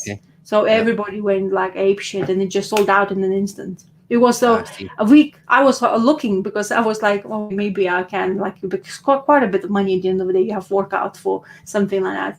And I was like, oh, I'll wait for a week and see how everything goes. It's still in stock. A week later, just disappeared whatever I was looking at. So, yeah, regret. The shop by my office has some of the I think they're the soft cover ones, like some of the newer versions of it, right? But those are the ones that I've been eyeballing, as opposed to getting the graphic novels, just getting like the tome, you know what I mean? Because again, I just know that I'm gonna enjoy it. So it's the thing is that I'm pissed off with the reprint sold out so damn fast. Yeah, exactly. It's just crazy. It's just like, because I think somebody had, like somebody mentioned something that is special in it, or something he made it like, and it just went like. And the thing is with those Usagis, the minute they go in print, the hardcovers, the minute they go, it takes another couple of years until they decide maybe we should print another one. So right. That's a part of the game that always kind of pisses me off too. I think we might have talked about it in the past, but like, I'm sure that they know that it's going to sell, right? So why not make more at the outset? It's not like they're not going to sell the books. Well, I've never really understood that. I mean, there must be a part of that whole process that I'm not in tune with whatsoever. Maybe there's limitations. I don't know what. There must be something, because it just seems like there's some things that should go brainer. And it feels like Usagi stuff, when you're reprinting stuff, you just print a boatload of it, like double whatever your number is that you're thinking of, print 2 times as many. It's absolutely mind-boggling how, like something like that, and especially like I think Marvel got finally the idea of those omnibuses. They were always like, some of them weren't reprinted as well, but then they clicked saying, okay, we have to, and then now the newer version comes out and they still get sold out. So it's surely they realize there is an actual money-making process in there, because lots of people do like those omnibuses now because of amount of money you spend on what you get. It's a lot of information in one really heavy omnibus, and you can get loads of issues, like almost like one. Sometimes you can get like more than 30 issues in one omnibus. It depends, or like Jack Kirby one, which is like 1,000 pages, like absolutely bum. You can't even lift it. Like, it's like exercise before you actually even try to open it. Yeah, and then Sakai Art was less expressing. Oh, the Fantagraphics stuff. Yeah, all this, or one of the earlier stuff. So he's first appearance is what is that printing line? Alberto. I forgot the name of that. The first appearance of Yojimbo. What is that? I don't know the first appearance. Yeah, it's that. It's that obscure little like small print editions, where it's just like I forgot the name now. I'm really blanking the name of the comic book. Anyway, so his first appearance is issue number 2, but then now issue before he came out officially, like his first appearance. Now issue number 1 now is going in price because people like, I can't get this one now. Let's make it that popular kind of thing. So, I see. So it's crazy when it comes to the prices and stuff. Yeah.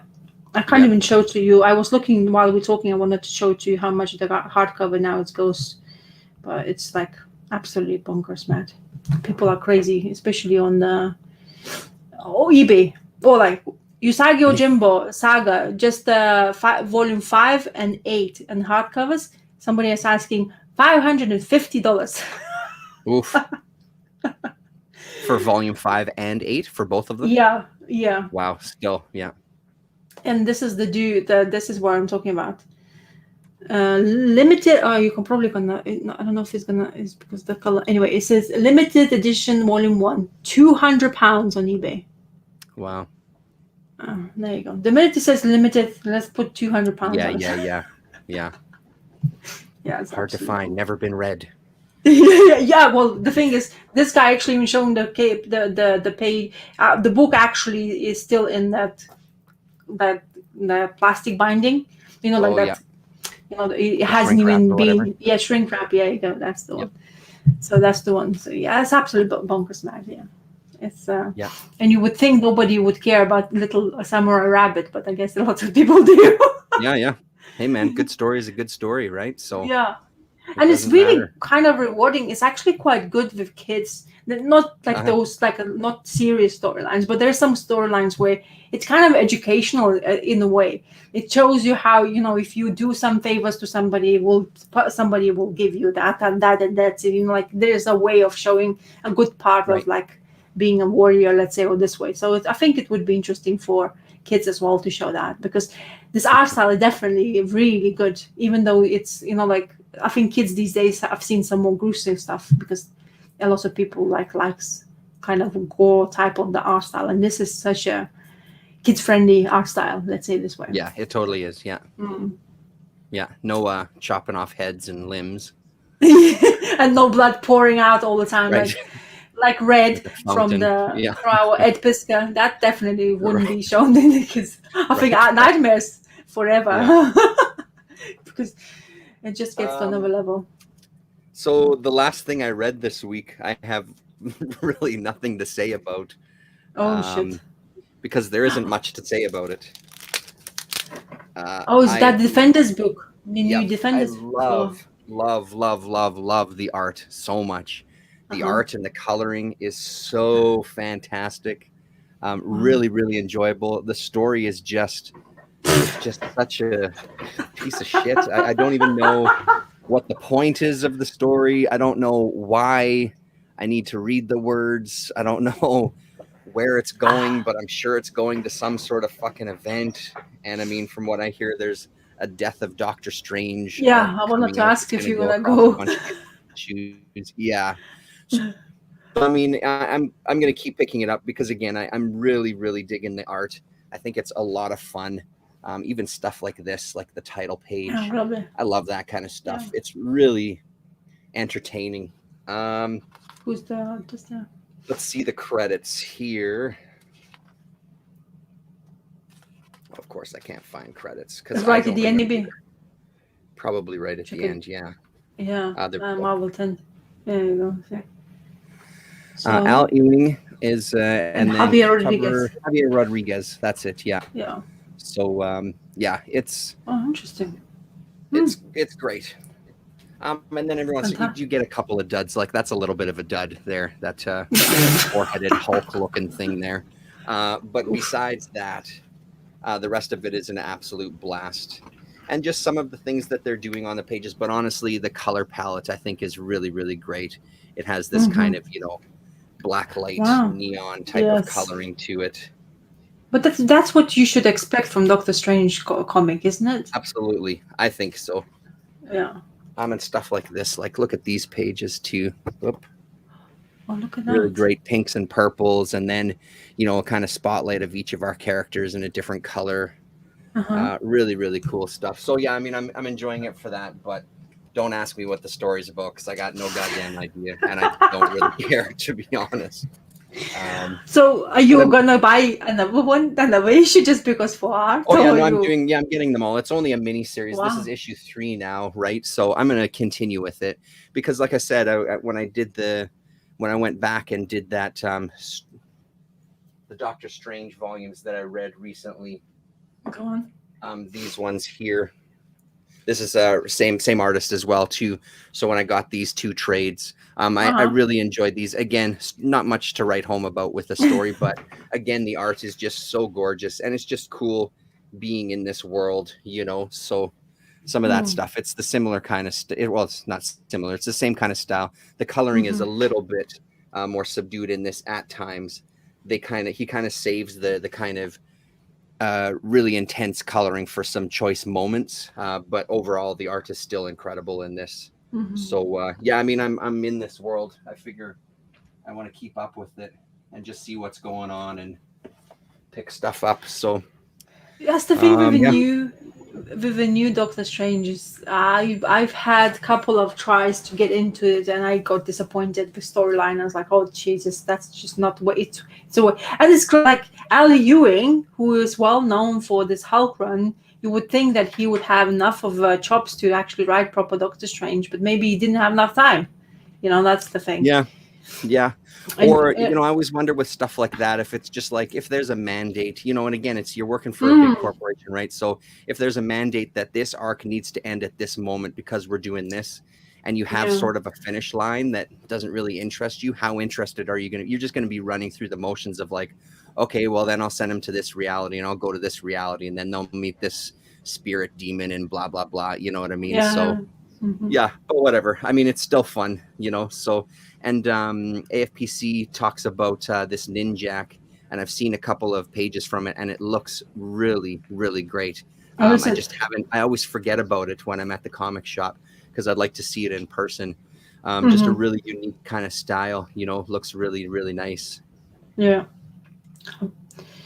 Interesting. That's very good. Yeah. It's I flipped through the Death of Doctor Strange issue #1. The cover caught my eye because I think they had a Peach Momoko cover, a bunch of 7,000 different covers. But I flipped through it just to get a sense, and the interior art didn't really do much for me. It was a little too kind of run of the mill. So because I was curious to pick it up just for the hell of it, but I ended up leaving it behind because it just didn't really, I don't know, didn't blow me away.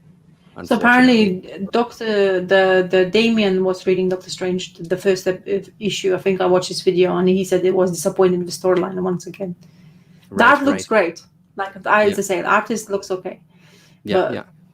As is always, if you have such an event of death of Doctor Strange, because I guess we're gonna kill him in the movies and stuff like that, so we have to fork up some money before the movies get released. So I guess, but it just makes something so people actually can read. If it's unreadable, and especially people who know Doctor Strange, is kind of like, but I know, I guess there's mass market, so maybe it appeals to somebody else. But if you don't know Doctor Strange, just go to his earlier stuff. It's just so good. Yeah, it's so Ditko's Doctor Strange is fantastic. It's a bit wordy for the first try maybe, but then other things like this, that run, we would like run like that. Like there's something though, like with those Ditko ones, because again, it's not like the stories are mind blowing in those either, but there's a different kind of flow to it, and there's a different kind of energy to it that really works. And I'm super interested because I've never finished that volume that you just held up. I've read a bunch of them, but I've never read all of them. I really want to. That's going to be the next thing that I dip into. I'm still kind of in that headspace. That's like, look at that. That's beautiful, man. Doing all this beauties. Absolutely. So this is my next reading point. So this is how far I am with that. So what issue are you on? 8. 8K. Yeah, cool. So I'm in that because I'm really like Doctor Strange is like good for me to just take time to do it, to read. I'm not in a rush, but every single time I feel like Doctor Strange, I can go in those, or like this is what really satisfies me of the character. And absolutely, every page, look at this, every single page is absolutely fantastic to me. Yep. And it's just visuals, that even the paper color, I think it even helps. Yeah, so great. You know what I mean? Does. Because I've seen some of the reprints and they were like, it's too clean, like they put on that nicer piece of paper and it's just absolutely clean. But look at this action scene here. Yeah, it's beautiful. Fantastic, like it's just simple lines. And even Dormammu is just here. Look at him being just like simple, like it's nothing complicated in the figure, but it has that expression, like has that feel of him, or he's got angry or not. Lillian had a Toys R Us gift card that she got for her when she had her kind of kid birthday party. Yeah. So I was taking her to Toys R Us and I saw there's a Dormammu figure from the Marvel, whatever that, not Masterworks, whatever the toy line. Yeah. Marvel Knights, isn't it?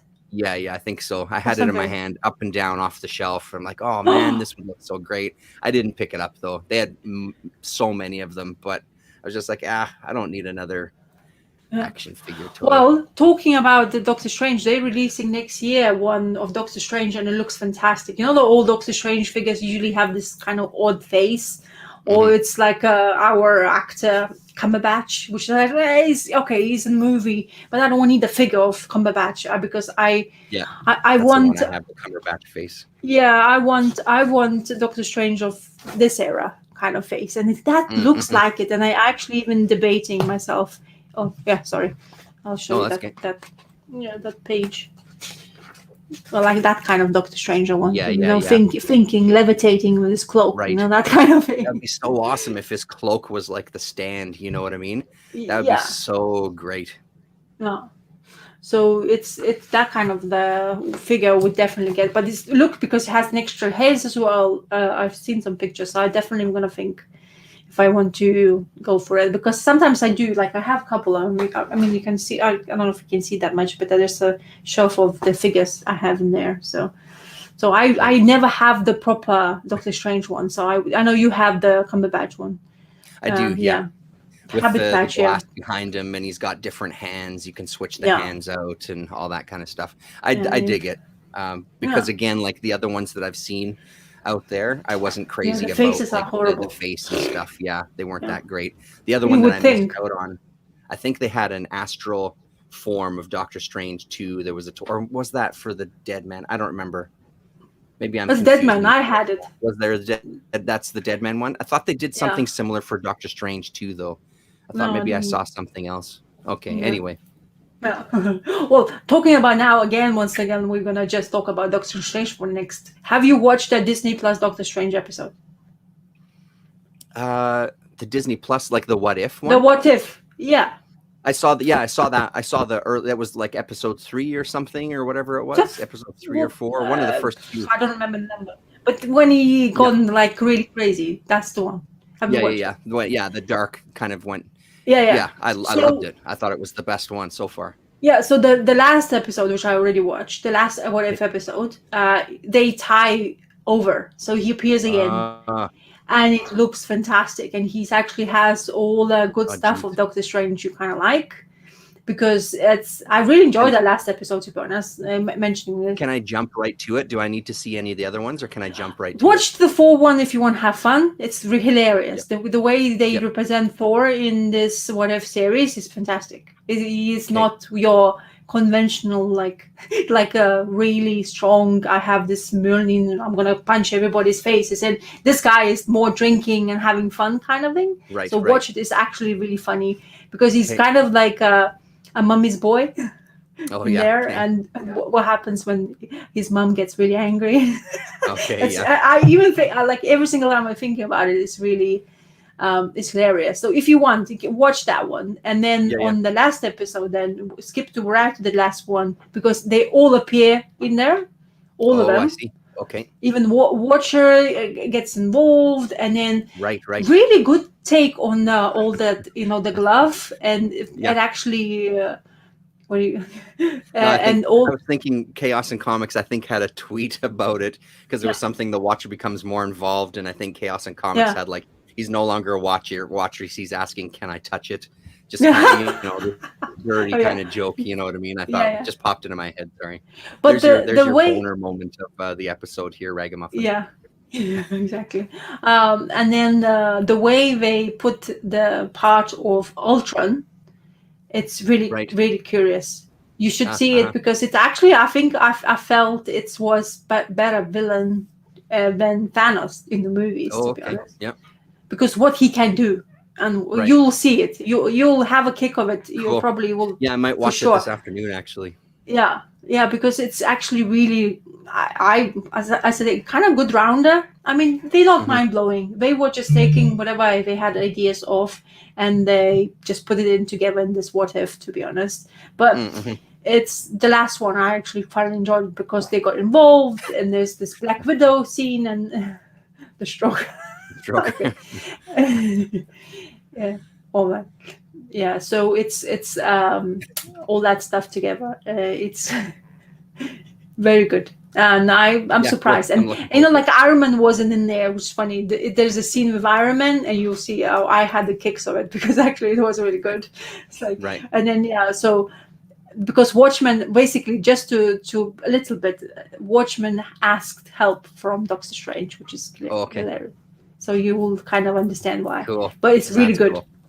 He goes there like it's funny the way they went, and then has that Doctor Strange episode earlier was my favorite of the ones that we watched. I thought it was so well done, and ending on a bit of a downer note. Like, I thought that was just incredible.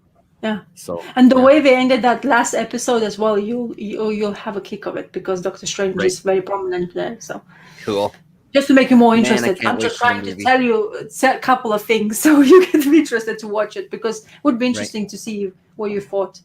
Because I, as a fan of Doctor Strange, I got really good kicks of it. Even my Right. husband saying like, "Why this is perfect? This is Doctor Yeah. Strange Yeah. how it's supposed to kind of be." Even he said that. So, and he doesn't read Doctor Strange, so it's like yes, in a way. So. Paul Rubens is the best man, and I mean, Mhm. that show was just groundbreaking. Mhm. Um, One last thing before we kind of maybe call it Yeah. early too. Well, it's Um, only two of us. We have to. We can't. in Can't the have to. continuing, this was going. I'm watching the Criterion stuff with my son. Hmm. So the Criterion movies that I own, not like from Yeah. the Criterion channel or anything, not going through everything, but so we watched Diabolique last night by Henri Georges Clouzot, Hmm. 1955. Hmm. I love this movie. I was super excited to see it again. It's even better the second time around. It is such a goddamn good movie. He was called the French Hitchcock, and this one kind Oh. of really put him on the map. Apparently, Hmm. Hitchcock had wanted to adapt this story as well to a movie, but Clouzot got to it first, and it stars his wife, Vera Clouzot, I think her name is. Her Hmm. character plays a woman with a heart condition, and it turns out his wife in real life had a heart condition as well. She died, I think, in 1961, something like that.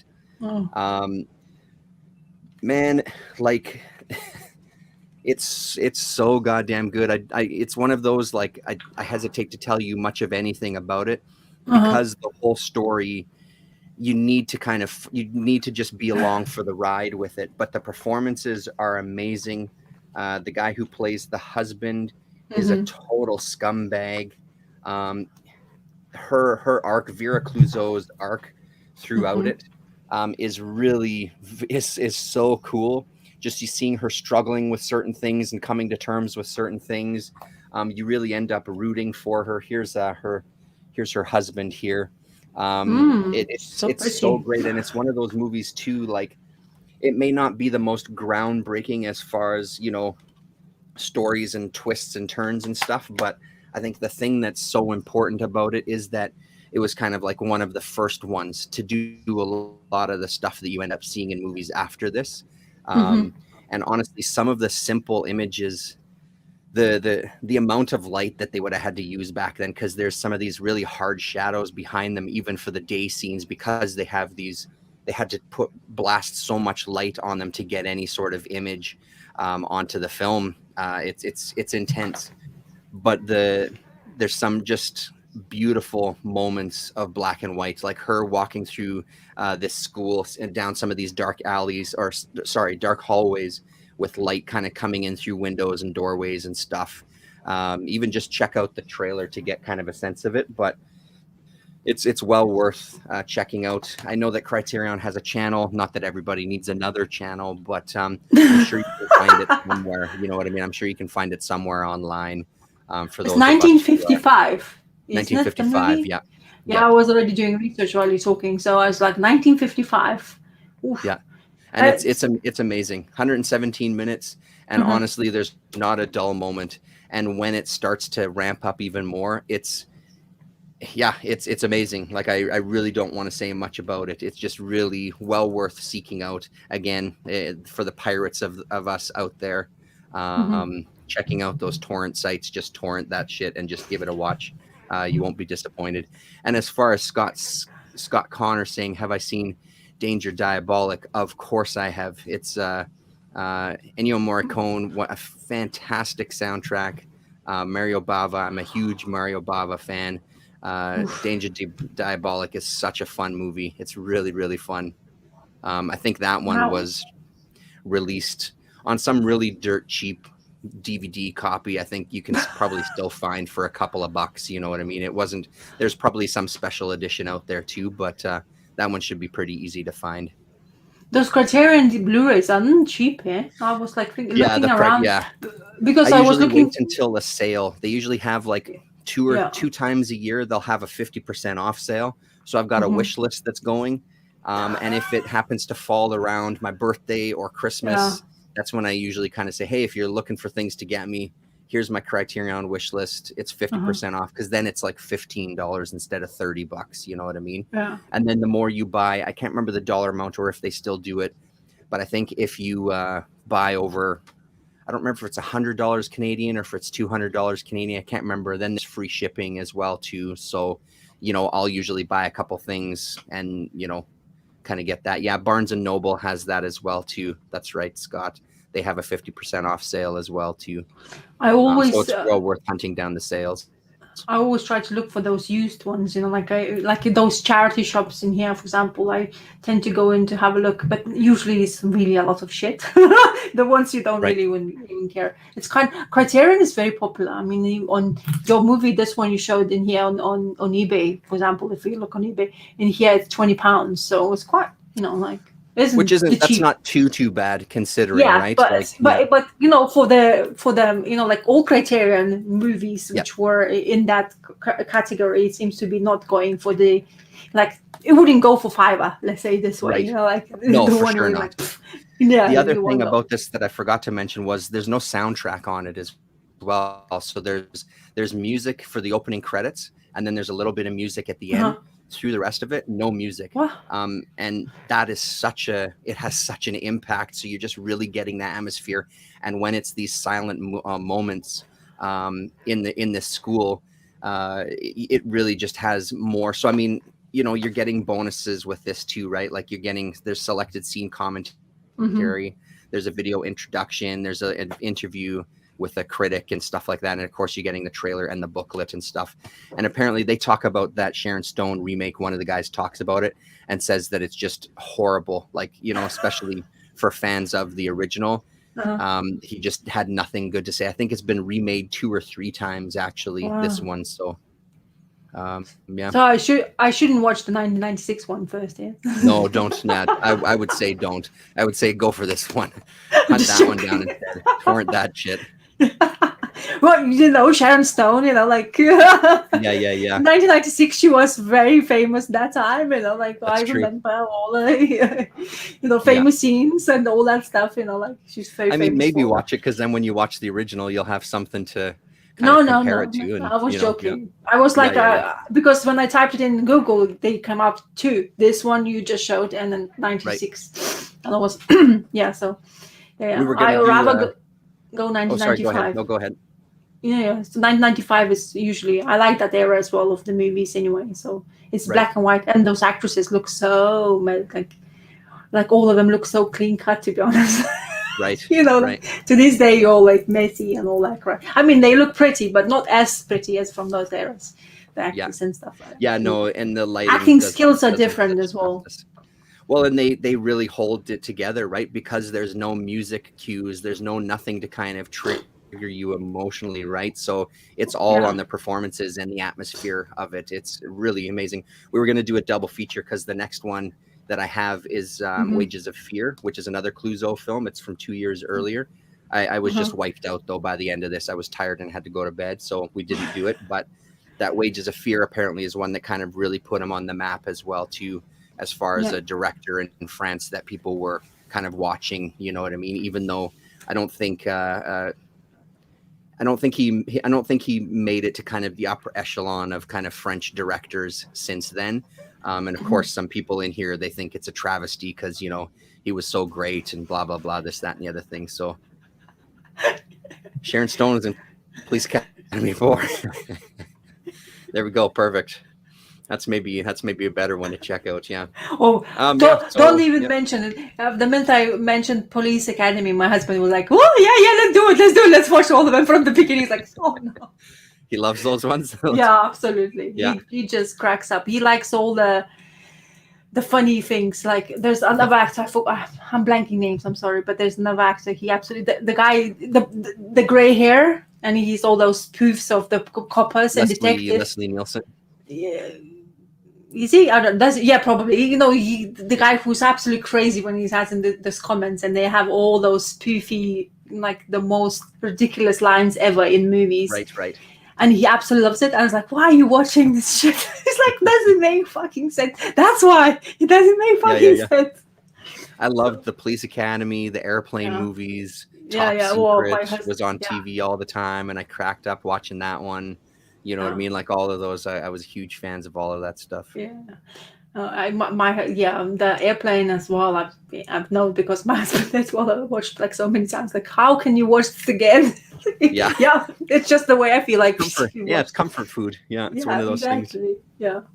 Anyway, so yeah, it's good. I wanted to ask, how is your son feel about 1955 movie? So what's his reaction? He liked this one. We watched 400 Blows. He wasn't crazy about it. And I put that off to his age, right? Because it's a phenomenal movie. But he really enjoyed this one, and for some similar reasons too, like the atmosphere and the mood and everything, you know. And I kind of prepped him a little bit for this one. I'm going to try to, with some of this stuff, like what we usually do is we'll watch the trailer the week before, just to kind of get a sense of what we're having. If I know any kind of information about it, I'll kind of pass it off to him. Like, here's what I've heard about this, like this one about the Hitchcock thing. I was talking to him about that, and some of these things, they may seem like tropes that you've seen a million times before, but keep in mind that this is like one of the first times that those kind of things, they set the marker for the stuff that came, right? So kind of giving him that little bit of a prep to give him some context. But as I've said about him before, like he's so adventurous these days with his art and music and movies and stuff. So he's completely open. Like he's an open book when it comes to these things, and he's excited to go through these movies. And you know, because the Criterion stuff I have, it enters all sorts of ages, 50s and 60s. There's quite a few of those for sure, but I have some stuff that's a little more modern as well too, like The Game or something, you know. So it's just fun to do, but he's completely open to all of it. So, and there's some real, because he's a big David Lynch guy too, there's some real Lynchian kind of moments here with some of that kind of creepy atmosphere. But again, like the thing that just knocks my socks off is no music. It's such a bold move, you know what I mean? Because you can't even, because music does help. Yeah, music set that mood and kind of get you ready for a jump or something like that, right? But because the music sometimes, you know, like the way we register the music is some scenes in the movies, if the music was spot on, you remember the scene like quite clearly, especially if something you enjoy watching. So it's actually a really vital part and then an interesting part to put in the movies. But when you have nothing, that's like eerie, you know, like if your acting is not up to scruffs, it's would be very like bad to watch. So when did you introduce Lynch to your son? Because you know, when is the right age to introduce Lynch? Long ago. Yeah, he watched Eraserhead like maybe a year ago. You know what I mean? So just recently, he's probably about the same age that I was when I discovered David Lynch. You know, when I started watching some of his movies. You know, we haven't watched Blue Velvet yet.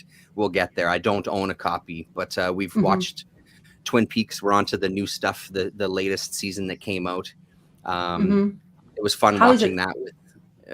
I love the last season. I think it's phenomenal. I think it's really incredible. I was watching it with my wife, and Jaden was watching it as well too. So when we made it to the end episode, the last episode of season 2, it's a huge cliffhanger. And they were like, "Oh my God, what happens?" I'm like, "Yeah, now imagine you have to wait 25 years for a resolution to that, like I did." You know what I mean? Because for you guys, next week we can watch the next episode. But it's like 25 years you had to wait for that shit, because we were watching it when it was coming out, right? So, it made a huge impact on me. But I can see it resonates with him. There's a Criterion as well. It's a documentary on David Lynch. I think it's called The Art Life.